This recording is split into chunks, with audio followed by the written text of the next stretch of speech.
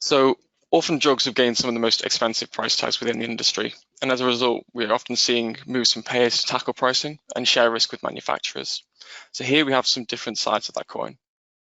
In terms of novel funding mechanisms, the UK government has recently unveiled England's long-awaited Innovative Medicines Fund, which will have an annual budget of around £680 million, half of which will maintain the existing £340 million allocated to the Cancer Drugs Fund, and half of which will be used for treatments for all pathologies, though rare and genetic diseases are likely to be priorities here. In an update to another funding mechanism, Eifer, or the Italian Medicines Agency, has temporarily suspended the evaluation of new applications to its 5% fund.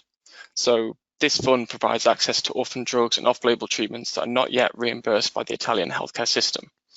However, resources allocated to the fund have actually almost halved over the last decade, while at the same time applications for funding have grown steadily, with Eifer receiving approximately 2,000 applications so far in 2021. So given these dwindling resources, the agency has actually decided to temporarily suspend evaluation of new funding applications and is instead going to review how the system works, with a view to streamlining and optimizing it. And I think particular attention will be paid to redefining the fund's rules and their criteria. So the Italian government has also recognised the need for increased spending in this area, and they're actually increasing overall funds for innovative medicines from the current total of €1 billion to €1.3 billion by 2024.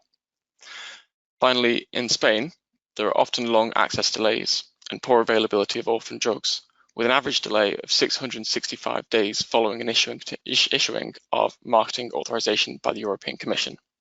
So of all the rare disease therapies approved by the EMA, only 40% are actually reimbursed in Spain. And recently, the Spanish HTA body has agreed an innovative payment by results agreement with regional pricing variations for a new therapy in large B-cell lymphoma.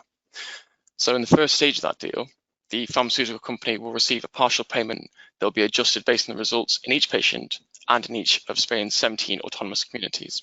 And in the second stage, the Ministry of Health will use this data to calculate the cost of therapy that the company must pay and potentially negotiate adjustments to the deal if necessary.